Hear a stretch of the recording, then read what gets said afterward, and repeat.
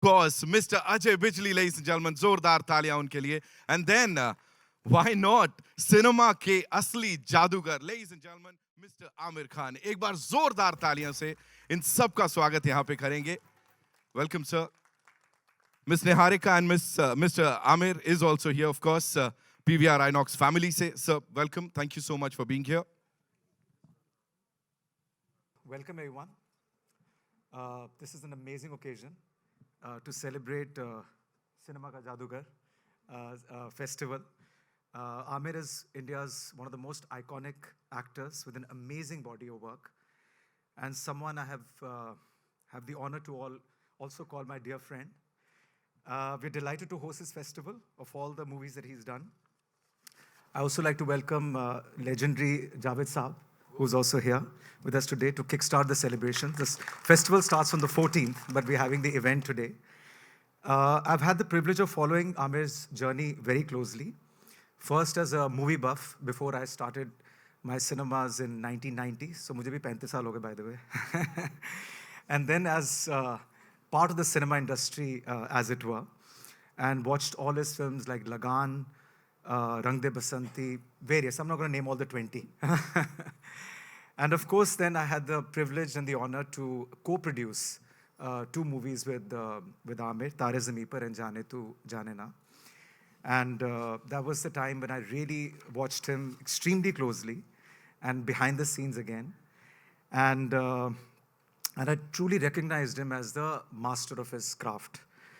Film business is subjective, which sometimes makes the ebbs and flows of the film very unpredictable because the story, subject, effort, mass appeal, and finally the box office numbers, they always don't align. However, in Amir's case, when I watched him very closely, I found that time and again, he's one of the ones who manages to align everything. And all the boxes get ticked, Amir, when you're doing a movie. And I remember he told me once that how creativity precedes commerce. And mujhe abhi bhi yaad hai, you told me that Saraswati comes before Lakshmi. And I found that very incredible, to have an approach like that. So while we were making the film, not only was he absolutely a stickler for the script, but he also had a very tight eye on the budget, very close eye on the budget to make sure that commercially, none of the stakeholders, whether it's a producer, distributor, exhibitor, anybody in the value chain, nobody loses money. And I thought that was a very, very, very unique and remarkable approach. Deepened my appreciation for Amir, not only as an actor, director, producer, but also as a human being.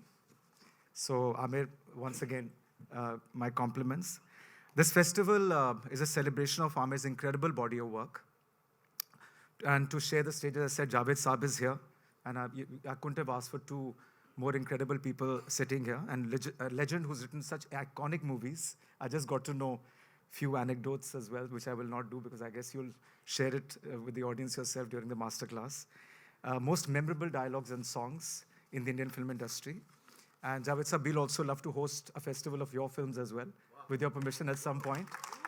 So that will be really, really amazing. Because this re-release strategy, for which, if I can say, Niharika has been behind it, Kamal, Abhishek, Rajinder, and also Thomas, all these guys, is that it's a tribute, it's a testament to the fact that filmmakers like you have made movies which are classics and which are timeless. They're available for free or for a fraction of an amount in your comforts of your home on the streaming platforms, OTT platforms, and yet people are coming out and watching them on the big screen. So that I just find phenomenal. Ever since we've started this, it's testament to the filmmakers, it's testament to the quality of the movies, and it's also testament, if I can say it myself, it's an occupational hazard, to the magic of the big screen. Because this is where the movies are meant to be seen, and a shared experience of all emotions.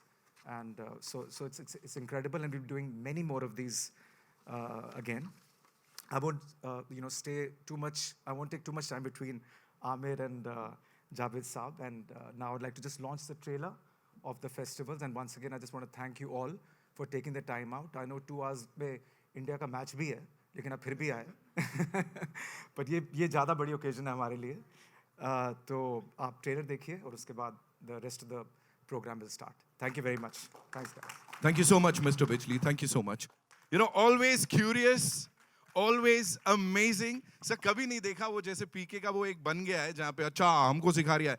आपके साथ ये कभी नहीं देखा because every single time वो रहता है किसी भी फिल्म को सपोर्ट करने आए हो, अपनी फिल्म की बातचीत करने आए हो. You're always curious to learn और हर छोटी बड़ी चीज में जो इंटरेस्ट दिखाते हैं. Hats off, sir. Oh, well, thank you. Thank you so much. आइए जब साहब. I think आपकी एंट्री इन्होंने थोड़ा देर में प्लान की थी. Give it up for Javed Akhtar Saab, ladies and gentlemen. जादूगर, of course. नाम में भी, काम में भी. Should we start the conversation straight We away? can do that, हाँ, sir. तो कुर्सी ले आओ So यार. मैं कुर्सी मंगवा देता हूँ. उससे हाँ, पहले हाँ. एक quick, I'd like to invite on stage Mr. Ajay Bijli, please. हाँ. है ना? Sir, आपसे यार, एक गुजारिश I wanted करूँगा. to- हाँ. We have वो this एंड में कर लेते हैं. done वो एंड में कर लेते हैं. as I think वो you end say, में sir. कर जी. लेते हैं. यार, I want to thank, as we start, I want to thank Ajay and PVR for organizing and doing this festival. It's a really amazing thing, Ajay. Thank you so much. Thank you so much.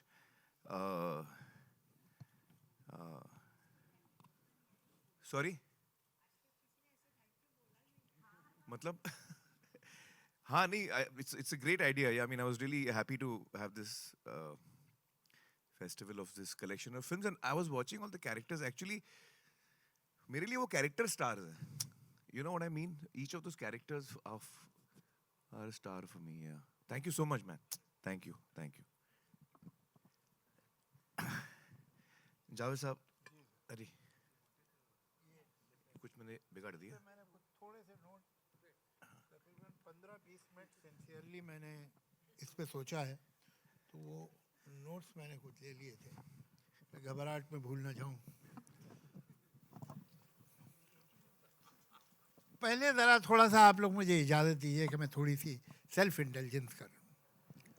I think मुझी को बुलाना था इन्हें, और बुलाना चाहिए था. इनका मेरा एक अजीब किस्म का रिश्ता है, और वो मैं आपको बताऊंगा क्या है.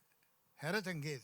और वो आज सच कहता हूँ आपसे, आज चूँकि मैं सोच रहा था कि यहाँ क्या बात करनी है, तो मुझे पहली बार इस बात का ध्यान आया. मुझे ध्यान नहीं था. He was born in 1965. I joined film industry in 1965. His first film was in 73. He was 8 years old. That film was written by Salim Javed. इन्होंने पहली बार हमारी पिक्चर में काम किया. यादों की बात है. उसके बाद एक पिक्चर हम स्क्रिप्ट में लिख रहा था, फरियाद होटल है खंडाला में. उसमें तो मुझे मालूम हुआ कि नासिर साहब भी होटल में ठहरे हैं और ज़बरदस्त एक फिल्म है, उसकी शूटिंग कर रहे हैं. तो मैं उनसे मिलने सलाम करने गया, इसलिए कि हम तो यादों की बारात लिख चुके थे उनसे, हमारे बड़े थे. तो अंदर गया, और भाई कहाँ, यहाँ तो मैंने बताया मैं भी यहीं ठहरा हूँ बैठे. तो मैं उनसे इधर उधर की बात कर रहा था. अचानक मेरी नज़र पड़ी, बड़ा हॉल था स्वीट का, तो कोने में एक लड़का बैठा हुआ कॉन्टिन्यूटी बुक लिख रहा था. तो मैंने उसे देखा. मैंने पूछा, नासिर साहब ये लड़का कौन है? कहले भाई ये ताहिर का बेटा है और मेरा असिस्टेंट है. तो मैंने कहा असिस्टेंट क्यों बनाया? कहले क्यों, ये तो स्टार है, ये लड़के के साथ आप फिल्म बनाइए, सुपरस्टार है लड़का, जो ये गवाह इस बात के. मैंने ना That's इनका right. कोई सीन देखा था, जावेद ना साहब ने स्क्रीन सिर्फ पे एक देखा. दफा मुझे देखा, वो मतलब 10-15 मिनट बैठे होंगे आप हाँ. कमरे में. हाँ. ये I was तो around आप- 18 years old that time. 18 साल का था. तो नासिर साहब ने कहा भाई तुम ले लो अपनी पिक्चर में. मैंने कहा नासिर साहब इसको आपकी लिखी हुई रोमांटिक फिल्म चाहिए. He should start his career with a romantic film. And ultimately that's what happened. अब देखिए इनकी पहली फिल्म जो इन्होंने प्रोड्यूस की वो थी लगान. उसके गाने मैंने लिखे. मेरे बेटे ने जो पहली फिल्म डायरेक्ट की उसमें ये थे. अब कमाल की बात है, दोनों फिल्में आई हैं 2001 में. और ये किस्सा क्या हुआ कि फरहान मेरे पास आया. फरहान ने कहा कि ये स्क्रिप्ट है, पढ़ लीजिए कैसी लगती है. तो मैंने पढ़ी. मैंने कहा भाई ये 3 हीरोज़ की पिक्चर है, तुम नए न्यू कमर हो, कौन से बड़े हीरो तुम्हारे साथ काम करेंगे जो तीन, एक नहीं मिलता तुम्हें तीन चाहिए। तो कहने वो हो गया मेरा। तो मैंने हो गया से मतलब, कहले मैंने आमिर खान को सुनाई है and he has said yes. तो तुमने आमिर खान को सुनाई उसने यस कहा? वो तो भाई यस तो बोलता ही नहीं है वो आदमी। तो कहले नहीं मुझे तो कहा है। अच्छा भाई ठीक है बनाओ। बहुत ज़माने के बाद मुझे एक किस्सा इन्होंने सुनाया, कहने लगे जब मैंने अपने सेक्रेटरी को कहा था कि अगले 6 महीने मैं कोई स्क्रिप्ट नहीं सुनूंगा, मगर ये लड़का सेट पे आया, मैं शूटिंग कर रहा था, तो पहले तो इसकी सूरत फिर नाम मुझे समझ में आ गया कि आपका बेटा है। तो मैंने कहा मैं अभी 6 महीने सुन नहीं रहा हूँ, मैं फिर बाद में आना। अब मैं वेट कर रहा था कि आप मुझे फ़ोन करेंगे कि भाई वो मेरा बेटा है सुन लो। जब 10 दिन आपकी कॉल नहीं आई तो मुझे ऐसा यकीन हो गया कि इसने अपने बाप से बात नहीं की है। तो मुझे क्यूरियोसिटी हुई कि अगर बाप से बात नहीं की है, जो कि जानता है कि भाई आमिर खान से अच्छे रिलेशन है इसके, तो फिर लड़के में कुछ दम होगा, सुनता हूँ। और सुना, और जैसे ही वो स्क्रिप्ट खत्म हुई इन्होंने हाँ कह दिया। तो मतलब ये है कि अगर कहीं गलती से मैंने फ़ोन कर दिया होता तो बेचारे का करियर ही बर्बाद हो जाता। आमिर साहब, मैं पहला सवाल जो आपसे करना चाहता हूँ वो ये है कि आपने जो फिल्में की हैं, एक मतलब ये कि एक मीडिया स्टड जिसे कहते हैं वो यकीनन आप में रहा है।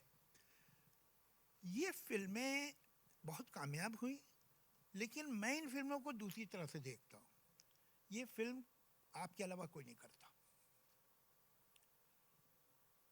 मसलन हमारे गहरे दोस्त हैं जिन्होंने लगान डायरेक्ट की, लिखी और डायरेक्ट की। उसके साथ आपने एक पहले पिक्चर की हुई थी बाजी, जो नहीं चली थी। जिसकी पिक्चर न चले उसको तो आदमी बार्च पोल से नहीं छूता है, ये अजीब बात है। मगर आपने उसकी फिल्म की, एक नया लड़का आपके पास आया और 3 हीरो की कहानी लेके आया, आपने उसकी फिल्म कर ली। लेकिन तुम्हें हिम्मत कैसे उस 3 हीरो की मेरे पास लेके आया? रिएक्शन तो ये होना चाहिए। इससे पहले ये जो थी रंग दे बसंती से पहले, इस डायरेक्टर ने क्या बनाई थी, एक पिक्चर अमिताभ बच्चन के साथ बनाई थी, which was not a successful film, but you did his film.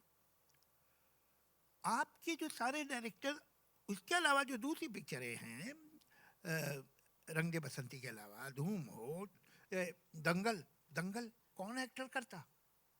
कोई हीरो जो अच्छा खासा कामयाब टॉप का हीरो है वो दंगल करता? इम्पॉसिबल, नहीं करता। कि एक आदमी जो भद्दा मोटा हो गया है और उसकी बेटी उसे एक सीन ये है कि कुश्ती में हरा देती है, नामुमकिन। तो ये, और आपने ये फिल्में, इट इज़ वेरी ऑब्वियस कि डायरेक्टर्स के नाम, आमतौर से एक्टर्स उस फिल्म में काम नहीं करते हैं जिसमें वो कर रहे हैं, वो डायरेक्टर की हिट फिल्म में काम कर रहे होते हैं जो रिलीज हो चुकी है। आई थिंक लोग समझे नहीं आपने क्या कहा। नहीं मतलब अगर मेरी पिक्चर हिट हो गई, मैं डायरेक्टर हूँ, तो मेरी अगली पिक्चर में कोई भी काम कर लेगा। वो इसलिए करेगा कि वो पिक्चर हिट है। अरे भाई वो तो रिलीज हो चुकी है, अब ये तो कुछ और बन रहा है। मगर ये इस तरह से का, और अगर पिछली फेल हो गई है तो आप उनके पास बैनर भी ले जाइए तो भी नहीं करेंगे वो। ये एक आम बात है, हम रेपुटेशन पे जीते हैं। लास्ट फिल्म क्या थी इसकी? Your criteria is very obvious, is not the director and not the immediate success. So what is your criteria of signing a film? My criteria Javed साहब, एक्चुअली मैं 3 चीज़ें देखता हूँ, मतलब मोटी मोटी, but it's the answer is not that simple. तो मोटी में 3 चीज़ें जो मैं देखता हूँ वो एक है कहानी, स्क्रिप्ट, स्क्रीन प्ले, लिखाई, दूसरा है डायरेक्टर और तीसरा है प्रोड्यूसर। तो इन तीनों में I am trying to see what is it, मतलब कहानी ऐसी हो जो मुझे पसंद आए, डायरेक्टर ऐसा हो जिसके काम पे मुझे भरोसा हो। तो आमतौर पे we see success, but I don't see the success, I see the ability of the person कि यार इसको काम आता है कि नहीं आता। Because success I know is not, you know, it often determined by many multiple things, but the person should know the work, काम आना चाहिए। तो ये डायरेक्टर को काम आना इसका जवाब मैं थोड़ा पहले से शुरू करता हूँ। जावेद साहब, जब मेरी पहली फिल्म रिलीज हुई जी, तो उस वक्त कामयाब हो गई, और मैंने सिर्फ मंसूर के साथ काम किया था तब तक, जी, नासिर साहब के साथ काम किया था एज एन असिस्टेंट। और जब कामयाब हुई तो उसके बाद मुझे बहुत सारे ऑफर आए। I am talking of 1988। इतने ऑफर आए, मतलब मैं 300-400 ऑफर आए थे, मजाक नहीं कर रहा हूँ मैं. Almost every day I used to get some 15-20 offers. पता नहीं कहाँ से प्रोड्यूसर आ रहे थे. और मैं नया था, मुझे समझ में नहीं आया कि फिल्म में साइन करना, इवन साइनिंग वन फिल्म, कितनी बड़ी जिम्मेदारी होती. उस वक्त मुझे अंदाजा नहीं था. और उस वक्त दौर ये था कि हीरोज जो थे वो 30, 40, 50 फिल्में कर रहे थे एक साथ. आई don't know whether you remember, but Anil Kapoor had the least number of films. Film information में लिस्ट आती थी, how many actors have got how many films. तो ही हैड 33 फिल्म्स. तो आई थॉट 33 फिल्म्स. हाँ, तो अनिल कपूर? हाँ, अनिल कपूर साहब. Hardly working. But that was a time, when people had multiple films. So I ended up signing 9 or 10 films in the first offers that I got. अब इसमें 2-3 चीजें मुझे कहनी. एक तो जो डायरेक्टर्स जिनके साथ मुझे काम करना था ना, जावेद साहब, जो आप जिनका काम पसंद करते हैं, जो कामयाब भी हैं, सुभाष घाई, at that time they were the top directors, and I wanted to work with them, but none of them offered me a film. उनका ऑफर नहीं आया. तो जो आपने बाकी कभी उनका शुक्रिया अदा किया? चलिए खैर. तो बाकी जो मुझे ऑफर्स आए, उसी से मैंने चुने. और फिर चुनने के बाद जब उन फिल्मों की शूटिंग शुरू हुई, तब मुझे अंदाजा हुआ कि एक्चुअली मैंने क्या हिमाकत की. और कुछ 9 फिल्में थी मेरे साथ. मैं दिन में 3 शिफ्ट कर रहा था. और चूंकि बड़े डायरेक्टर नहीं थे, नए डायरेक्टर थे, या directors who still had to make it, and producers भी नए थे ज्यादातर. तो when the shooting of these films began, I realized that I had made a mistake. क्योंकि मैं खुश नहीं था जावेद साहब. मैं घर जाता था और मैं रोता था. मैं मजाक नहीं कर रहा हूँ. I used to get so disturbed, क्योंकि मैंने कहानी सुन के हाँ कहा था, लेकिन हर इंसान का नजरिया अलग होता है. तो that lesson was a very big lesson for me. Those 6 months, 1 year, which I was struggling, I realized that it's not only the script. The director has to be as good. Everything ultimately is in the director's hands. ये मुझे realize हुआ in that journey of 6 months, 8 months, 2 years, when I was doing these 9 films. Second thing I realized is that script कुछ भी हो, अगर director जो है, होता क्या है कि मैं स्क्रिप्ट सुनता हूँ. मैं एक उदाहरण एग्जांपल देता हूँ कि सीन ये है कि एक खूबसूरत से पहाड़ पे रोमांटिक सीन चल रहा है. हीरो जो है पहाड़ पे खड़ा होकर गाना गा रहा है. अब मैं सोच रहा हूँ पहाड़ जो है कश्मीर है, कश्मीर की वादियों में हम गाना गा रहे हैं. डायरेक्टर सोच रहा है यार खंडाला में कर लेंगे, मुझे पता है प्रोड्यूसर का बजट इतना नहीं है, खंडाला में भी अच्छी वादियां हैं. प्रोड्यूसर सोच रहा है फिल्म सिटी भी 2-3 टीले हैं, वहां कर लेंगे. तो मैं कश्मीर में सोचता हूँ, लेकिन उसकी शूटिंग अल्टीमेटली होती है फिल्म सिटी. वहां तो दिस आई रियलाइज्ड अजय कि यार जाना था जापान, पहुंच गए चीन. तो आई रियलाइज कि यार 3 चीजें बहुत इंपॉर्टेंट है. It's not just one thing. It is the director, it is the script and the producer. Because अगर आपका प्रोड्यूसर कमजोर है तो आपने कितनी भी अच्छी फिल्म बना लो, आप उसको रिलीज ठीक नहीं मिलेगी, वो आपको रिसोर्सेज ठीक से दे नहीं पाएगा, आप कहीं ना कहीं फ्रस्ट्रेट हो जाओगे क्रिएटिवली, या एट द एंड रिलीज आपकी ठीक नहीं होगी. So I say these 3 things are most important, and this was the big lesson I learned in the first 1 year of my starting to work in films. 1 साल में मैंने ये सबक सीखा जो मैंने आज तक फॉलो किया. I didn't break this. पहला जो वो था आपका रिलीज का सिलसिला, वो कौन सी पिक्चरें थी? कयामत से क़यामत तक पहली हुई. ना, वो तो हुई. उसके बाद दूसरी फिल्म जो आई मेरी, राख, that was my second film also. It was shot second, it released second. उसके बाद आई अव्वल नंबर, उसके बाद आई लव लव लव. तो ये फिल्में नहीं चली, and my career was actually going down after that. तो the media had announced me as one film wonder, and rightly so. I don't blame you all at all. I was a one film wonder. तो उस वक्त ऐसा हो गया था जावेद साहब कि मुझे पता था कि मेरी ये 3 फिल्में नहीं चली हैं, और जो आगे 6 आने वाली वो भी नहीं चलने वाली, वो इससे बदतर है. तो मुझे नजर आ रहा था कि मेरा करियर जो है वो it's going down the drain. मुझे लगा मैं दलदल में फंसा हूं और मैं निकल नहीं पा रहा हूं. I am just sinking deeper. I can't come out of it. At that time, a very important thing happened in my life. मुझे भट्ट साहब के यहाँ से फोन आया, एक फिल्म का उन्होंने ऑफर दिया मुझे. And this is I am talking about now before the release of दिल, बिफोर द रिलीज ऑफ 3-4 फिल्में फ्लॉप हो गई थी और अब लग रहा था कि ये तो गया आदमी. उस वक्त मुझे ऑफर आया एट माई वर्स्ट. तो मैं बहुत खुश हुआ. अच्छा, उस वक्त भट्ट साहब was on the rise. Yes, सारांश, अर्थ, नाम 3 सुपर हिट दी थी. इज्जत थी. और उनका फोन आया, मैं उनसे मिलने गया, उन्होंने कहानी सुनाई. उनकी कहानी मुझे पसंद नहीं आई जावेद साहब. और मैं शाम का वक्त था. कहानी सुनने के बाद जब मैं गया था तो मैं इतना एक्साइटेड था कि यार ऐसे लग रहा है मैं दलदल में हूं और भट्ट साहब ने हाथ दे दिया. मुझे बस हाथ पकड़ना है, मैं आउट ऑफ इट. एक अनाउंसमेंट आ जाए भट्ट साहब के साथ, I get a new Credibility. Lease of life कि भाई भट्ट साहब की फिल्म आएगी तब देखेंगे. एक देख दो फिल्म फ्लॉप चल जाएगी बीच में. So I was dying to say yes to him. I reached him and मुझे कहानी मजा नहीं आया जावेद साहब. तो मैंने कहा भट्ट साहब can I take 1 day to think of. हाँ, तुम कल शाम को मिलते हैं.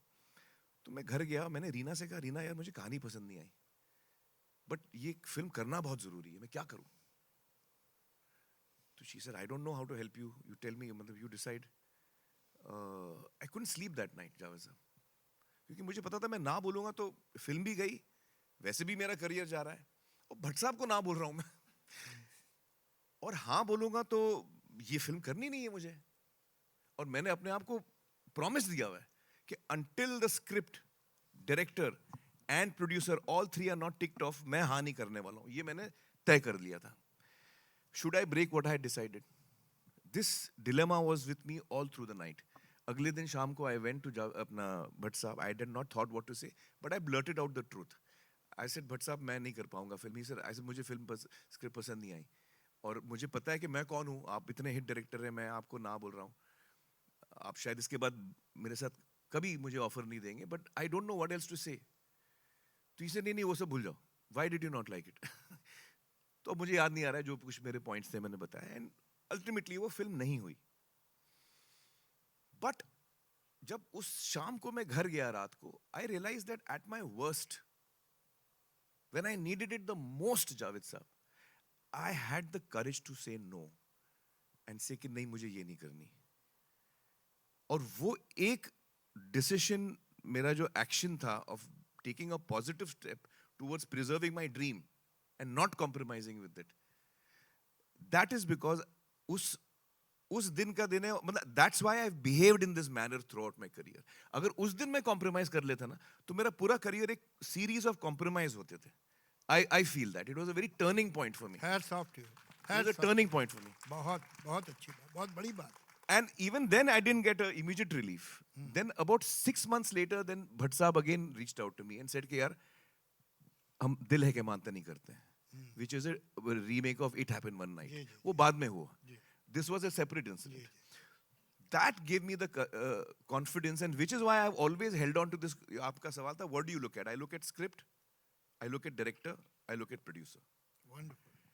But above that, now there is another thing that is also my gut, which sometimes I tend to deviate slightly if I feel that my gut is very strongly about one thing.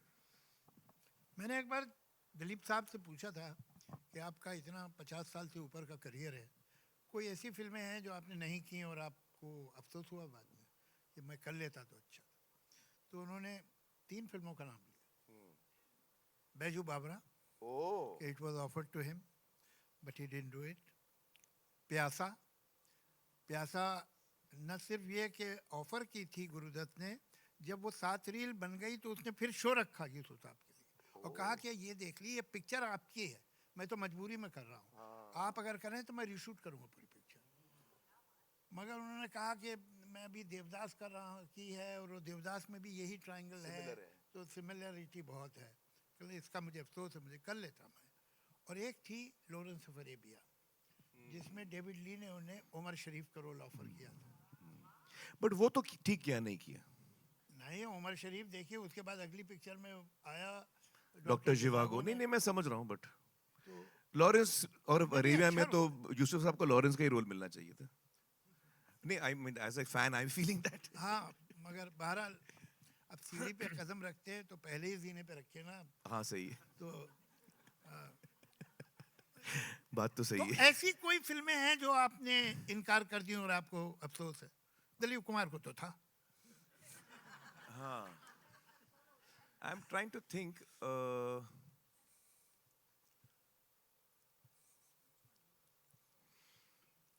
एक film थी डर जो मैं कर रहा था, फिर मैंने नहीं की, but that was for other reasons, not for creative reasons. And even now I feel कि वो सही ही हुआ, बिकॉज आई थिंक दैट जो सुर यश जी पकड़ रहे थे फिल्म का, I think Shahrukh was shooting that सुर स्लाइटली बेटर। तो इन रेट्रोस्पेक्ट मुझे लगा वो मैं करता तो शायद कुछ और ही हो जाता, because I was looking at it differently. तो I don't really regret that, because I think वो फिल्म अच्छी बनी है और वो कामयाब भी हुई है, and I don't think I would have played उस सुर में मैं नहीं खेलने वाला था, जो I think Yash ji would have probably wanted, you no.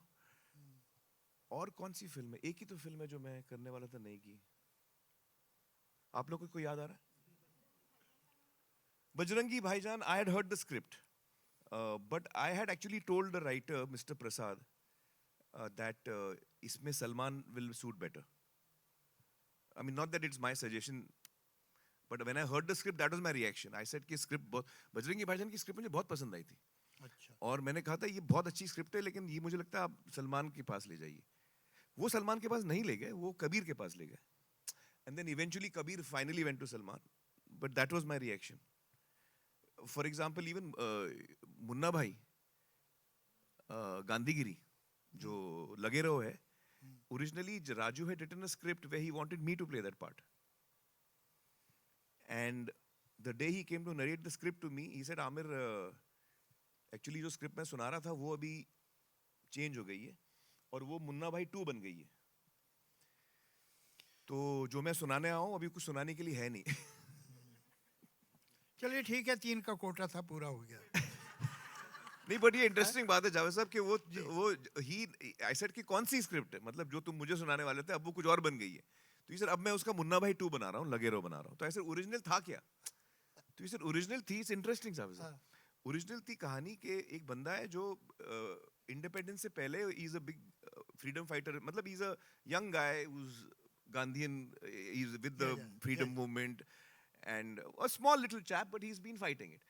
लाठी चार्ज में उसको सर पे लग जाती है and he goes into coma, and then he wakes up 40-45 years later. India has got independence, हम 90s में आ गए और दुनिया आगे बढ़ गई है, अब उसको लगता है अभी भी वही है वो, तो that's why he talks to Gandhi and all that, because he doesn't know Gandhi is passed away, he doesn't know कि Gandhi has been killed, so that was his original concept. तो ही सर अब मैं नहीं सुना रहा हूँ क्योंकि अब तो मैं उसका कुछ और बना रहा हूँ। तो जब ही टोल्ड मी दिस रफली कि मैं ऐसे ऐसे कर रहा हूँ, I said even I agree, it's right, you should make it Gandhigiri, it will suit Munna Bhai too, even I agreed with him. तो रिग्रेट मेरी एक भी नहीं है जावेद साहब, अभी तक तो नहीं है। होने नहीं दे रहा। चलिए, हाँ, अच्छा, ठीक है। मैं बहुत ही मतलब आपसे एक मामले में बहुत इम्प्रेस हूँ। देखिए, एक लाइन में हिट कई लोगों ने बनाई है। मनमोहन आपने देसाई खुद ने जावेद साहब जी, मैं 18 हिट मॉडेस्ट हूँ तो अपना नाम बाद में लूंगा। Out of 22। तो मनमोहन देसाई जो हैं, उन्होंने एक लाइन में हिट फिल्म बनाई है। यश चोपड़ा ने एक लाइन में बहुत सी हिट फिल्म बनाई है। एलवी प्रसाद ने एक लाइन में बहुत सी हिट फिल्म बनाई है। सलीम जावेद ने एक लाइन में बहुत सी हिट फिल्म बनाई। लेकिन अगर आप इन सब का काम देखेंगे तो they have moved only a certain genre. वो एक तरह की कहानियां भले अलग होंगी, लेकिन उनका धर्म जो है कहानियों का बेसिकली वो एक है। वो ऐसा नहीं है कि एलवी प्रसाद साहब ने एक जेम्स बॉन्ड की फिल्म भी बीच में बनाई थी, ऐसा नहीं हुआ। तो नासिर साहब ने, Nasir sahab string is of hits. One of the most underrated और under recognised producer director of film industry. मैं थोड़ा सा उनके बारे में जरूर आपको, अब ये भतीजे बैठे हैं, जी, जरूर इन्हें मालूम होनी चाहिए कुछ बातें। बिल्कुल नहीं। देवानंद की जो इमेज है वो नासिर साहब ने बनाई। शम्मी कपूर की जो इमेज है वो नासिर साहब ने बनाई। ये लोग ऐसे नहीं थे, ये देवानंद बने हैं नासिर साहब की फिल्मों से। दो पिक्चरें जो उन्होंने लिखी, मुनीम जी और मुनीम जी एंड पेइंग गेस्ट, हाँ पेइंग गेस्ट, और उसके बाद जो डायरेक्ट की फिर वही दिल फिर आया। ये इमेज जो है पूरी देवानंद की। देवानंद तो एक बहुत वेजिटेरियन से एक्टर थे भाई। एक पिक्चर थी, उसका नाम मैं भूल रहा हूँ, जिसमें दो दोस्त थे, एक प्लेबॉय था और एक गांधीयन था। प्लेबॉय का रोल किया था मनमोहन कृष्ण ने और गांधीयन थे Dev Anand. It's a fact. Wow. उसमें एक गाना था, आप उसको ट्रेस कर लिए मिल जाएगा। हाँ। तो ये जो प्लेबॉय थे मनमोहन कृष्ण, वो एक गाना गाते थे, जिंदगी है यो यो और देवानंद कुर्ता पजामा पहने खड़े देख रहे। तो इनकी ये जो Shammi Kapoor, he had moustache, mustache. मांग बीच में से उनके पार्टिंग थी, पूरा हुलिया बदल के जो फिर वही दिल लाया हूँ जो तुमसा नहीं देखा was, तुमसा नहीं शम्मी देखा कपूर। चेंज कर दिया। हाँ। ये जो पूरा इस तरह की romantic, full of youthfulness, Babli film, जो कि आज तक लोग कोशिश करते हैं उस एलिमेंट Energy को लाने की, energy, it was invented by him. या इससे पहले थी ही नहीं। आप before Nasir Hussain as a writer and director, आप मुझे एक फिल्म नहीं बता सकते जो इस type, I agree. Charming hero, humour, music, romance. Flirt और विटी, ये सब था ही नहीं। देव मगर का देव साहब के साथ वाज नॉट फिर वही दिल आया, देव साहब का was जब प्यार किसी से होता है। जब प्यार की थी तो पहली पिक्चर थी। इसका कोई रिकॉग्निशन नहीं हुआ जितना होना चाहिए था। बहरहाल हम वापस आते हैं आज भतीजे पे। तो ये जो है आपका कमाल ये है कि आपने अनकन्वेंशनल फील्ड्स में गए। व्हाट मेड यू फील के लगान, मैंने बहुत मना किया था इनको लगान बनाने को, पूरी कोशिश की थी कि मान जाए। एक दिन मैं फ़ोन किया, मैं भाई बहुत प्रॉब्लम है, मैं आपसे मिलना चाह रहा हूँ। तो ये और इनकी बेगम साहब दोनों आए। मैं भाई क्या कर रहे हैं आप, मुझे क्या है, मैं गाने लिख दूँगा, मगर आपसे मेरे दिल में एक मोहब्बत है इसलिए कह रहा हूँ मैं। आपने लिस्ट बनाई है कि क्या क्या गलत है, उस पे बेस करके आपने अपनी स्क्रिप्ट लिखी है। लोग कहते हैं गांव का हीरो नहीं चलता, आपने गांव। लोग कहते हैं धोती पहने हीरो तो बिल्कुल ही नहीं चलता, आप धोती पहने घूम रहे हैं। लोग कहते हैं कि पीरियड फिल्म अब कोई नहीं देखना चाहता, आप पीरियड फिल्म बनाए। लोग कहते हैं cricket is a very slow game, आपने क्रिकेट के ऊपर पिक्चर बनाई है। आपकी जो गानों की सिचुएशन है, अभी पानी बरसेगा, अरे नहीं बरसा, अरे शायद अब बरस जाएगा, अरे सुनो पानी नहीं बरसा, सिर्फ ये गाने हैं। तो मैं कितनी बार लिखूंगा यार, ये क्या कर रहे हैं आप। तो इन्होंने, इन पे कोई असर नहीं हुआ, नहीं जाए साहब बहुत अच्छी बनेगी, आप फिक्र मत कीजिए। वो तो मैं तो तय कर लिया कि ये पिक्चर तो जल्दी चलानी है नहीं, अपना काम मेहनत से करो भैया, बाकी छोड़ो इन पे। But when I saw the first cut, I was, मतलब it was like a mule kick on my face. क्या फिल्म बनी थी।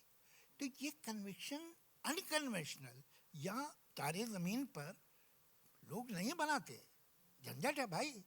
दंगल लोग नहीं बनाते। अच्छा फिर एक पिक्चर वो अपना रंग दे बसंती, रंग दे बसंती में हिंदुस्तान का टॉप हीरो कोने में बैठा हुआ है और एक दूसरा एक्टर क्लाइमेक्स करा रहा है, कौन मानता ये सब कैसे किया भाई आपने। आई डोंट नो एक्चुअली जावेद साहब, मैं आई फील कि जो फिल्म के लिए सही होता है ना वो करना चाहिए। तो जब मेरा जो जो जो एक्चुअली मेरी ट्रेनिंग है, मैं बताऊं जावेद साहब, actually it comes from there. I am essentially an actor. Direct तो मैंने सिर्फ एक फिल्म की है, प्रोड्यूस भी कई की, but essentially I am an actor. But my mind is not of an actor. जब मैं कहानी सुनता हूं तो usually actors try and listen from the point of view कि मेरा रोल कैसा है, मैं इसमें कैसे लगूंगा, मेरे क्या क्या मोमेंट्स हैं फिल्म के अंदर। मुझे याद है एक स्क्रिप्ट नरेशन में मैं बैठा था, तो there was an actress who was hearing the script. At the end of the script she said, अरे इसमें तो मेरी एक ही कॉस्ट्यूम चेंज है। तो I was shocked. I said, इसने कहानी सुन के कॉस्ट्यूम चेंजेस कैसे कैलकुलेट कर लिए यार, मैंने तो सोचा ही नहीं एक ही कॉस्ट्यूम है इसका।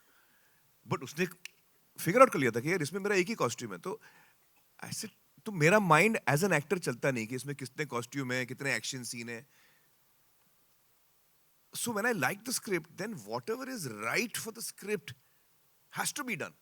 Whether it is for me, against me, it doesn't matter. जो कहानी और फिल्म के लिए सही है वो होना जरूरी है, उसको मैं फॉलो करता हूँ. तो मेरे लिए अच्छा, it's also because I grow up in a household of film making. Nasir साहब, ताहिर साहब, अपना अब्बाजान, तो उनकी, because they were not actors, they were always for the film. So I have sat through so many. मुझे कहानियां सुनने का बहुत शौक था जावेद साहब. तो घर पे जब अब्बाजान को कोई कहानी सुनाने आता था, आइडिया, प्लॉट, कभी कभी पूरी 3 घंटे की विद डायलॉग्स, नरेशन, तो मैं कोने में बैठ के सुनता था. ये है फ्रॉम द एज ऑफ 5 और 6, मुझे याद है मैं सुनता था. और क्योंकि नसीम भी जो हमारी कुक थी वो भी शेख चिल्ली की कहानियां सुनाती थी रात को. हवा महल प्रोग्राम आता था रेडियो पे, तो हम, मुझे कहानियों का बहुत शौक था. तो अब्बाजान को जब कहानी सुनाने आते तो मैं कोने में बैठ के सुनता था. फिर कुछ वक्त के बाद अब्बाजान को रियलाइज हुआ कि ये पर्दे के पीछे बैठ के कहानी सुन रहे, तो उन्होंने, तुम आगे आके सुनो. तो आई देन सिट ऑफिशियली, हॉल में बैठ के सुनता था मैं. और सारे डिस्कशंस मैंने सुने हुए हैं, सारे राइटरों के. Mirza brothers used to come and narrate. Ismail Shroff had directed a lot of films at that time. He Tahir used साहब to, के picture थे. हाँ. तो मुझे याद है कि that was the way I was absorbing about filmmaking, hearing the discussions, sometimes agreeing with what they were saying, many times not agreeing with what they were saying. But because I was so small, I didn't have the courage to say against them. फिर उसके बाद अब्बाजान ने फिर बीच बीच में थोड़ी देर के बाद उन्होंने पूछना शुरू किया, तुमको क्या लगता है भाई? He used to ask me. Then after 2-3 years, when I was 8 or 9, I remember once Ammi coming and telling me कि भाई वो अब्बाजान ने कहा है कि वो थर्सडे को तुम घर पे रहना, वो कहानी सुनाने आ रहे कोई. So then I realized my father wants me to sit there. That was a big promotion for me. I said, अच्छा, he wants to know what I feel. So slowly, so from the age of 5 till the age of 15, 16, हर वो कहानी जो अब्बाजान ने सुनी है वो मैंने सुनी. And I did not know that time कि वो मेरा training period है. So maybe that is the thing. I don't know what it is. It must be. क्या So होता my है आपके- vision is not towards, I don't look at it from an actor's point of view. I always look at it from a writer or a filmmaker's point of view. बहुत अच्छी बात. और ये एक process osmosis का होता है. ये नहीं कि आपके चचा या आपके वालिद ने बैठ के आपको सिखाया कि ये करो वो करो. अगर वो आपके एटमॉस्फेयर में है तो वो खुद ब खुद सीप इन कर जाता है. जी. वो एक ऑस्मोसिस का प्रोसेस है. तो ये बहुत अच्छी बात है कि आप एक ऐसे माहौल में थे कि जहाँ कहानियाँ थी. बल्कि मैंने कभी कहीं पढ़ा था कि when you were very young and you were listening to the story, तो आपने एक राय भी दे दी थी जो कि जरा लोग चौंके कि बच्चा क्या कह रहा है. कुछ ऐसा हुआ था? ऐसे तो कई दफा होता था. अच्छा. And then as I started getting older, 11, 12, I started fighting for my points. कि मैंने कहानी सुनी, अब मैंने ओपिनियन दिया, अब मैं आर्ग्यू भी कर रहा हूँ कि नहीं मैं ही सही हूँ. जो होता है ना बच्चों में. If I'm not mispronouncing it, there is a word for it, enfant terrible. हाँ, infant terrible. हाँ, तो enfant terrible. तो ये ऐसे होते हैं ओवरग्रोन बच्चे. Overgrown बच्चे. चलिए, एक बात बताइए आमिर साहब, बिकॉज मैं आपकी जजमेंट का बहुत कायल हूँ और आप मुझसे 20 साल, एग्जैक्टली 20 साल छोटे हैं, लेकिन मैं आपको इस मामले में उस्ताद मानता हूँ. आपका जजमेंट जो है बहुत सही. आप एक बात बताइए कि इस वक्त बॉम्बे फिल्म इंडस्ट्री इतने बैकफुट पे क्यों है? इसकी फिल्मों में कोई कनेक्टिविटी नहीं हो रही है ऑडियंस से. साउथ की फिल्में डब होती हैं, उन हीरोज़ को हम जानते भी नहीं हैं. नॉर्थ इंडिया में उनकी पिक्चरें जो हैं कोई 600 करोड़ कर रही है, कोई 700 करोड़ कर रही है. और हमारी भी एक आध जो फिल्में यहाँ चली हैं वो भी डायरेक्ट की हुई है साउथ वालों की. क्या रीज़न क्या है? What has gone wrong with our people? Actually मैं इसको साउथ और नॉर्थ देखते ही नहीं हूँ जावेद साहब. For me a person is a person. वो बंदा बम्बई में पैदा हुआ है, यूपी में पैदा हुआ है या चेन्नई में पैदा हुआ है, उसमें कोई फर्क नहीं पड़ता. ये मेरा नजरिया है. According to me the problem we are facing is something different actually. बताइए. मेरी समझ, this is whatever I my thinking, is कि इस दुनिया में आज तक जब भी किसी ने कोई चीज बेचने की कोशिश की है कि भाई मैंने ये पैड बनाया है, आप मुझसे ये पैड खरीद लो, 10 रुपए में खरीद लो, तो आप सोचो कि यार ये पैड की जरूरत है मुझे या नहीं है. अगर जरूरत है आप ले लोगे, अगर आपको चाहिए ये पैड आप ले लोगे. और नहीं चाहिए तो आप नहीं लोगे, करेक्ट? यही business is conducted like this. ये एक ही फिल्म, एक ही इंडस्ट्री है पूरे वर्ल्ड में, और सिर्फ मतलब हम लोग ये कर रहे हैं. हम क्या कर रहे हैं? हम कह रहे हैं कि भाई ऑडियंस को कि हमारी फिल्म आ रही है, आप आओ, टिकट ले लो, और अगर नहीं लिया तो 8 हफ्ते बाद हम आपके घर पे आके ये छोड़ के जाएंगे. ये हमारा बिजनेस मॉडल है. मैं अगर इसमें कुछ भी गलत बोल रहा हूं तो मुझे आप बताइए. भाई मेरी फिल्म आ रही है, आप आके देखिए, और अगर आप नहीं आएंगे तो 8 हफ्ते बाद मैं आपके घर पे आने वाला हूं, फ्री ऑफ कॉस्ट. फ्री भी नहीं, आप पैसे दे चुके हैं. एक्चुअली आपको शायद याद नहीं, आप पैसे दे चुके. आप मेरी फिल्म खरीद चुके हैं. मुझे नहीं आता एक आदमी को वही चीज 2 दफा बेचना. आपको आता है तो बेच दीजिए भाई. तो मुझे आप नहीं मुझे आता. बताइए. तो ये इस वक्त let me complete what I'm saying. Okay. इसमें ऑब्वियस सवाल ये उठता है कि भाई ये फिल्म क्यों चल गई, फिर वो फिल्म क्यों चल गई. अब ये है कि मुझे जरूरत नहीं है. मैंने आपको बिजनेस मॉडल समझाया था. आपको अगर ये जरूरत है तो आप लेंगे, नहीं जरूरत है नहीं लेंगे. अब मैं जाता हूं थिएटर फैंसी के लिए. Earlier I used to go because I wanted to consume film. मुझे फिल्में देखनी थी, पहले मैं इसलिए जाता था. अब तो वो मैं कहीं पे भी देख सकता हूं, अपने जेब में आइटम है, मैं देख सकता हूं, कहीं जाने की जरूरत नहीं मुझे. अब मैं आ रहा हूं क्योंकि अब मुझे मेरा मूड हुआ आने का. उस पे आप बिजनेस मॉडल नहीं खड़ा कर सकते जावेद साहब. आप बिजनेस मॉडल खड़ा, गाड़ियां बेच रहे हैं आपके, भाई मैंने एक गाड़ी बनाई, आप गाड़ी खरीदो, नहीं लोगे तो आपके घर पे ड्रॉप कर दूंगा. ये कोई बिजनेस मॉडल हुआ? आप बताइए मुझे. तो we have killed our own business नहीं, according. it's a very, very good argument. How can I sell the same thing to you twice? I don't know. I appreciate that. But the fact remains that there are certain people who are doing it and collecting money which is totally unprecedented. वो कैसे कर रहे हैं? कोई तो reason होगा ना. उनकी भी फिल्म आएगी, आपके घर आ जाएगी बाद में फ्री, मगर लोग उनकी फिल्म देखने जाते हैं. वही तो मैं कह रहा हूँ, इस वक्त फैंसी पे डिपेंडेंट है ना. ये why we are out of fancy. Well, I think that one of the reasons also is that जो हिंदी में जो writers और directors हैं, perhaps they have been trying to entertain an audience which is slightly more, I don't know, finer. Is that the way to put it? They have forgotten their roots. जो basic emotion होता है, जो बहुत ही हमको भड़का लेता है, the sharper emotions, you know, there are finer emotions and then there are baser emotions. Revenge is a strong emotion. It's very easy to provoke also. It comes out very strongly. But doubt is an emotion which is a very halka emotion, a doubt. I'm trying to create doubt I'm trying to, show you what doubt is. So it's a less attractive emotion. Anger, love, revenge. I'll say yes and no. ये सही बात है कि सलीम जावेद ने revenge तो निचोड़ के फेंक दिया, ये सच है. उसके बाद उसके लॉ ऑफ डिमिनिशिंग यूटिलिटी उस पर लग गई थी. लेकिन ये जो कहानियाँ बहुत बड़ी हिट हुई हैं ना, ये सब रिवेंज की कहानियाँ हैं. इनमें रिवेंज है और बहुत स्ट्रॉन्ग ड्रामा है.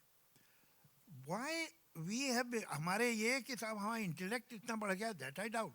कहीं एक इंटेलेक्ट बढ़ नहीं, आई डोंट मीन इंटेलेक्ट बढ़ गया. एक्चुअली मेरा मतलब वो नहीं था. जी जी. I think we are choosing to talk about different aspects of life. We are not sticking to the more broader strokes. So it's a mistake. I mean, it's really, I feel each creative person has to make what he or she feels like making. At the end of the day, मैं वही बना सकता हूँ जो मेरे अंदर से निकलेगा. आप समझ रहे मैं क्या कह रहा हूँ? शायद मेरे लिए ऐसा है, शायद बाकी लोगों के लिए ऐसा नहीं. नहीं, आपके you are one of the exceptions. तो मेरे अंदर से जो निकलेगा वो निकल रहा है. आई डोंट थिंक ये हिट होने वाला है, ये फ्लॉप होने, I don't think like that. नहीं, हिट और फ्लॉप की बात नहीं है. I go to different places to speak. मैं सेमिनार्स में भी बोलता हूँ और मैं कॉलेजेस में भी बोलता हूँ और मैं पब्लिक में भी बोलता हूँ. वो बात मुझे वही कहनी है, लेकिन the language I use in seminar will not use in a college, and the language which I use in the college I will not use that language to 10,000, 15,000 people. Correct. तो बात आप सही कहिए, बुरी बात मत कहिए, लेकिन उसका जो कहने का अंदाज है, जो कम्युनिकेशन है, and not that they are making पाथर Panchli. Let's be honest. They are trying desperately to connect, but they are falling flat on their faces. Where are they going wrong? And you are the best judge because you are still connected. Maybe एक आध आपकी picture उतनी नहीं appreciate हुई होगी, but now I'm again working with you in Lahore, and I can see how well connected you are and how earthily you can think. तो आपको मैं एक exception कहूँगा, और ये जो है don't be kind to others. आप सोचिए कि गड़बड़ क्या है.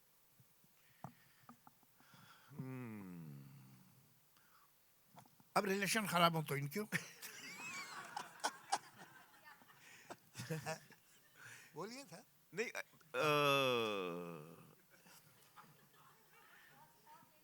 नहीं आई थिंक थोड़ा बहुत I think Ajay is to blame for this.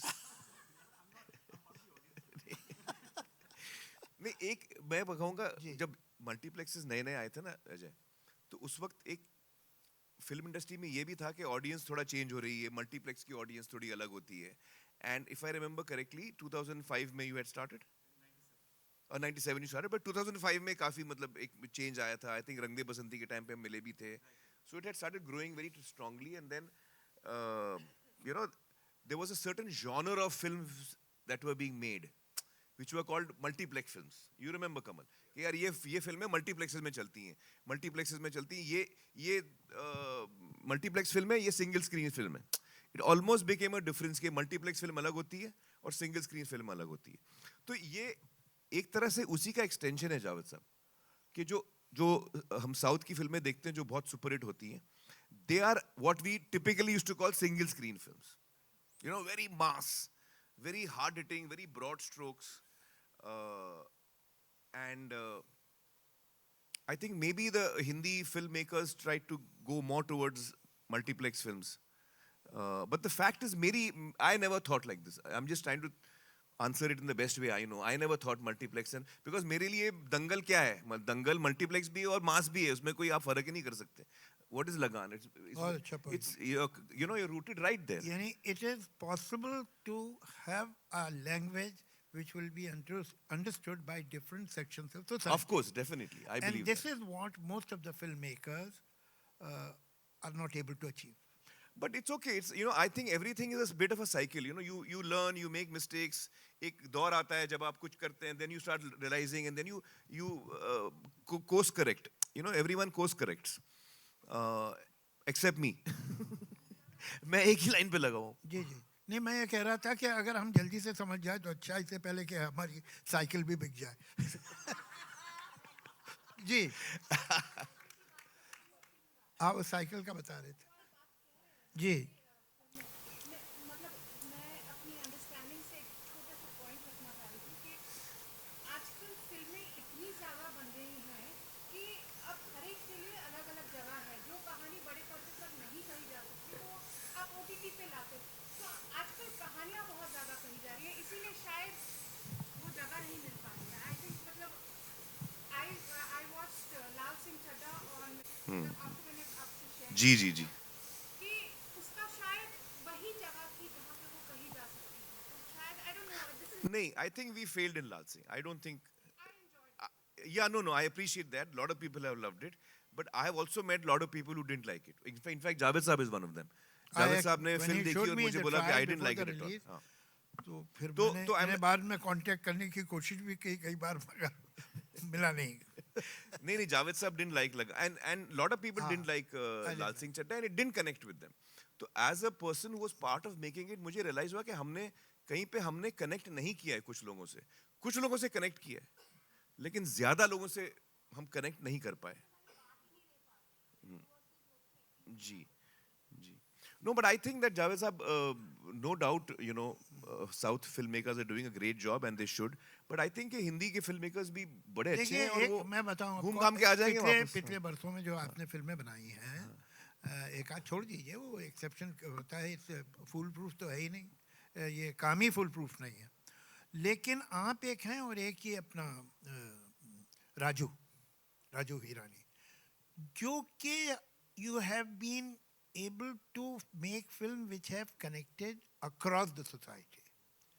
पूरे स्पेक्ट्रम को जिसने कवर किया, आपकी सक्सेसफुल फिल्म जो है उन्होंने पूरे स्पेक्ट्रम को कवर किया है, राजू की और आपकी फिल्मों ने. वरना जनरली ये बहुत कम होता जा रहा है। बहुत इतना ख़राब नहीं था सिचुएशन कि कुछ एक कल्चरल वॉइड में फिल्म बनती है कि ये फिल्म जो है इसका ज़मीन से कोई वास्ता ही नहीं है, तो वो गड़बड़ है। और वो अपब्रिंगिंग की, एजुकेशन की, एक्सपोजर की गड़बड़ है यंग फिल्म मेकर्स में।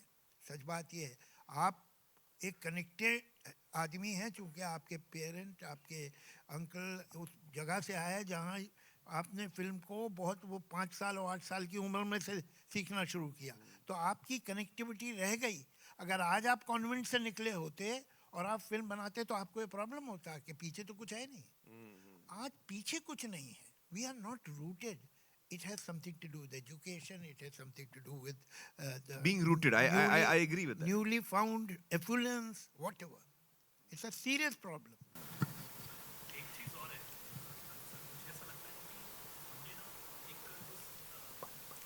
आम व्यक्ति के साथ जो टिकट प्राइसेस सबसे बड़ी इम्पोर्टेंट, क्योंकि जब हम साउथ सिनेमा की बात करते हैं ना, तो मैं देखता हूँ कि वहाँ अभी भी सिंगल स्क्रीन बहुत ज़्यादा है, मतलब लोग बड़े अफोर्डेबल प्राइसेस में फिल्में देखते थे। हमारे यहाँ भी है, सिंगल स्क्रीन क्यों बंद हो रहा है? इसलिए कि लोग नहीं जाते। देखिए, आप इतना बुरा मत मानिए उस पर। इस मुल्क में अमीरों के लिए होटल है और गरीबों के लिए होटल है। अमीरों के लिए हॉस्पिटल है, गरीबों के लिए हॉस्पिटल है। अमीरों के लिए स्कूल है, गरीबों के लिए स्कूल है। तो ये तो होना ही था कि अमीरों के लिए सिनेमा हाउस हो और गरीबों के लिए हो। लेकिन गरीबों के हॉस्पिटल में जाइए तो आपको जगह नहीं मिलती है, इतनी भीड़ होती है।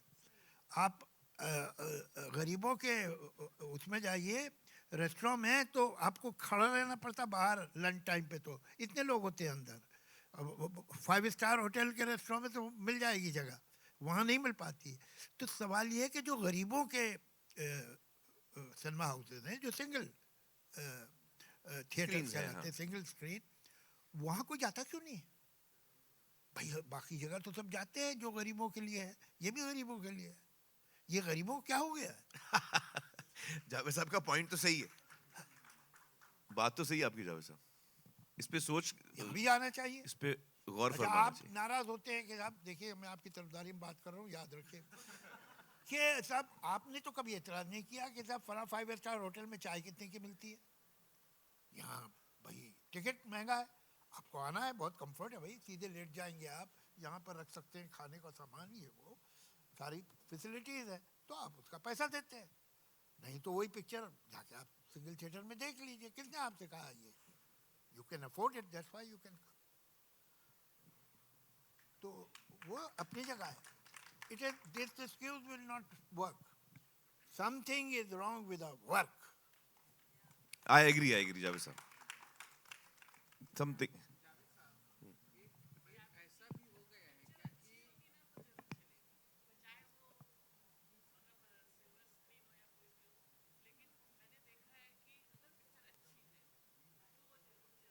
नहीं, इसमें एक फर्क है, मैं बताऊं।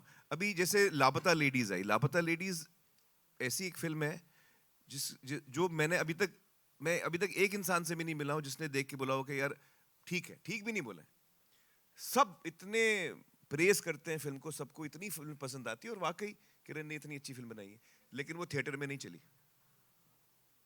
अब आप बोल रहे हो अच्छी फिल्म थिएटर में चलेगी ही चलेगी, मैं आपको एग्जांपल दे रहा हूं। बिल्कुल ऐसा कुछ नहीं। आप ये देखिए, ये पिक्चर जो है super boys of Malegaon, her review ने उसे 4 या 4.5 दिया है। जो आदमी ने चाहे सिंगल थिएटर में देखी हो या तारीफ की है उसमें, या देखी हो मल्टीप्लेक्स में, सुपरलेटिव में तारीफ की। इट्स, मैंने पिछले 14-15 साल में उससे बेटर फिल्म नहीं देखी हिंदी। चल नहीं रही। थिएटर में तो कलेक्शन नहीं है। इसका आप क्या जवाब दोगे? ये पिक्चर जिसका जिक्र कर रहे हैं,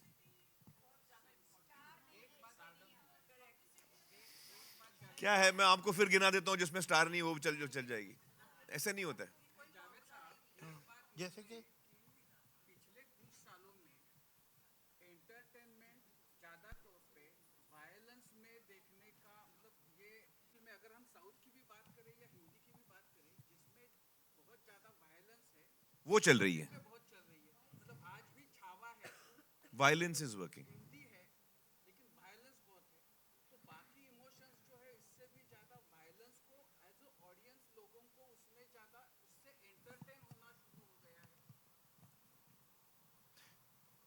नहीं, बट सर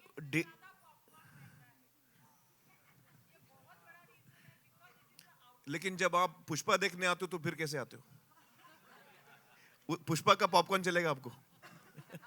ये मैं जिंदगी में इंटरप्ट नहीं करता बिकॉज इससे बेहतरीन और खूबसूरत कॉन्वर्सेशन हमने कहीं नहीं देखा है। मिनट रुकना यार। Sir, So I think there is some क्योंकि देखिए I can name at least 5 films which actually are very good, which should have run in theaters, but they are not.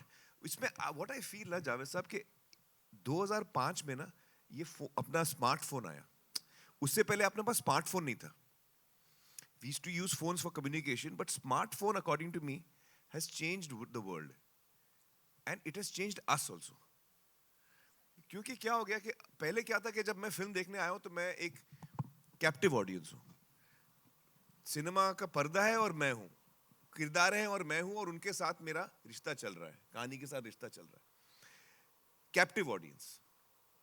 अब क्या हो गया है, कैप्टिव ऑडियंसेस खत्म ही हो गई है, क्योंकि भले आप घर पे बैठे हो और मेरी फिल्म देख रहे हो, या आप थिएटर में मेरी फिल्म देख रहे हो, आप अब कैप्टिव नहीं हो. अब आपकी जेब में पूरा यूनिवर्स है. आपने कुछ पोस्ट किया है, उसके रिस्पॉन्सेज आ रहे हैं, आपने फोटो डाला है, उसका कुछ रिस्पॉन्स आ रहा है, प्लस आपके फैमिली चैट्स में भी चल रहे हैं, हजारों चीजें हैं उसके अंदर. तो the film has to have so much power that it really pulls you away from the phone, and you actually keep your phone away for 3 hours कि नहीं भाई मुझे फोन नहीं देखना. उतना पावर अगर आपके फिल्म में नहीं है तो हर आदमी इस वक्त आपकी फिल्म भी देख रहा है और अपना पोस्ट भी कर रहा है और कॉन्वर्सेशंस भी कर रहा है, किसी और के पोस्ट पे रिएक्ट भी कर रहा है, थम्स अप भी दे रहा है, वो सब चल रहा है. तो this is also one aspect which has we have to keep an account. I don't know what the implications are yet, but बिल्कुल सर. आज के डेट में आप डिस्ट्रैक्टेड ऑडियंस को फिल्म दिखा रहे हो. सर ये जो टेक्नोलॉजी जिसकी आप बात कर रहे हैं, इसने रोमांस तो ख़त्म ही करवा दिया दुनिया से. उसकी ऐसी की तैसी हो चुकी है. वजह क्या है कि romance is in pining. Romance मिलने में नहीं है, मिलने की उम्मीद में है. वाह वाह वाह वाह वाह. अब आप बताइए कि अगर रोमियो के पास स्मार्टफोन होता और जूलियट के पास भी होता तो वो सर्दी में बैल्कनी के नीचे खड़ा होता क्या? पागल था वो. तो ये जो दूरी थी जिसमें आपको एक मामूली सी लड़की चांद का टुकड़ा देखने लगती थी, इसलिए कि सूरज दिखाई नहीं दे रही है उसकी, तो इमेजिन कर रहे हैं. अब इमेजिनेशन की जरूरत ही नहीं है, आप फौरन देख लो आप. फेस टाइम पे. जी. मतलब जो आज से 10 साल पहले का जॉनर था, जो हम मतलब बैंड्रा गेटी गैलेक्सी में मूवी देखते हैं, या मतलब मल्टीप्लेक्स या सिंगल स्क्रीन पर भी मूवी देखते हैं, तो मतलब वहाँ पर ना बहुत क्राउड होता था. अब जो ओटीटी प्लेटफॉर्म्स आ गए हैं या फिर सोशल मीडिया के जो मतलब आ गए हैं, अब अनऑफिशियल जैसे फर्स्ट डे मूवी लगती है तो वो मतलब उसका पायरेसी भी आ जाता है. तो कहीं ना कहीं लोग लोकल ट्रेन में जो मतलब काम करने वाले लोग हैं, वो कहीं ना कहीं मतलब फोन पर ही फिल्म देख रहे हैं. और वही बात है जो जावेद सर ने बात करी, सुपर ऑफ बॉयज मालेगांव, जो एक मालेगांव की कहानी है, और वो फिल्म मैंने भी देखी है.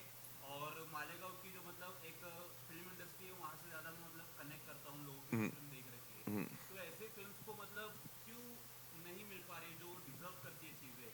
कहीं ना कहीं ओटीटी पर हमको थोड़ा लेट या फिल्म डालनी चाहिए, जो पायरेसी निकल कर आ रही है उस पर क्या कहना चाहोगे? This is a good suggestion कि ओटीटी का आप गैप जो है 3-4 महीने का कर दीजिए. अभी मतलब अभी तो हिट फिल्म जो है वो 4 वीक में 5 वीक में आ जाती है हिट फिल्म. क्योंकि वो फिल्म डिजर्व करती है. जिस तरह सर ने कहा सुपर ऑफ बॉयज मालेगांव, वो फिल्म मतलब अच्छी फिल्म है. वो बहुत अच्छी फिल्म है. सीरियसली ऐसे नहीं कि मैं जानबूझकर कह रहा हूँ, मैंने देखी है, थिएटर में देखी है, और काफी बढ़िया फिल्म है. हर एक कैरेक्टर ने, जो कि मतलब वैसा फेस भी नहीं है, कोई बड़ा सुपरस्टार नहीं है, बट हर एक ने उसके अंदर ऐसे एक्टिंग की कि बड़े बड़े एक्टर्स को मतलब जी जी जी जी जी. और इसी बात को आगे ले जाते हुए ऑफ कोर्स आमिर खान साहब ने ऑलवेज सपोर्टेड दीस फिल्म्स.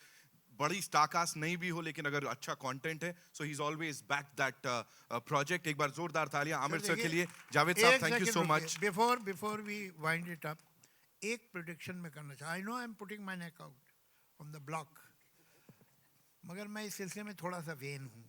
जैसे कि मैंने आमिर खान साहब जब ये भर रहे थे कॉन्टिन्यूटी बुक, तो मैंने कहा ये लड़का सुपरस्टार है. यही बात मैंने अमिताभ बच्चन जिनकी 11 फिल्में फेल हुई थी उनके बारे में कही थी, और अपने सारे एग्स उस बास्केट में रखे थे। मुझे मालूम था ये बहुत सुपर स्टार एक्सेप्शनल टैलेंट आदमी है। यही बात मैंने अनिल कपूर के बारे में कही थी और शंकर महादेवन के बारे में कही थी और पिक्चरों के बारे में भी कही है। Most of the time I have been right, if I have not like the picture, that picture is not wrong. मैं आपको बताता हूँ, एक पिक्चर आने वाली है जो चाहे मल्टीप्लेक्स हो और चाहे ऑडियंस हो, सिंगल, उसमें वो पिक्चर चलेगी और लोगों को पसंद आएगी। वो पिक्चर इस वक्त ये बना रहे हैं। मैं आई am putting my neck on the block. मुझे मालूम है कि आप लोग भूलेंगे नहीं, मगर जब मैं सही साबित हूँ तो सलाम करने आइएगा। Thank you so I much. always have believed that films have to be made. अब जो मैं फिल्म बनाता हूँ जावेद साहब, मैं तो हमेशा कोशिश करता हूँ कि वो हर इंसान पसंद करे, इकोनॉमिकली भले वो जो भी सिचुएशन में हो। हाँ, सो Thank you so much, sir. Thank you, Javed साहब Thank you, के लिए एक बार guys. जोरदार तालियां हो जाए, please. Of course, Aamir sir thank you Javed साहब। 14th को बर्थडे सेलिब्रेट करने वाले हैं, तभी इसकी शुरुआत भी होगी।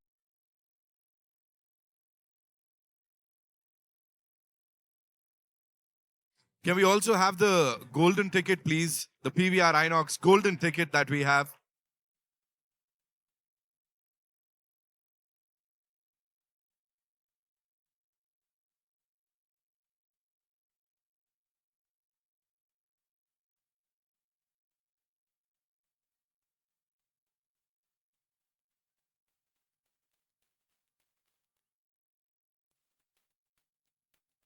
Well, celebrating the cinema ka jadugar, ladies and gentlemen, with this Samir Khan Film Festival, starting on the 14th of March, and of course 27th tak ye chalega. That's the PVR Inox golden ticket, sir.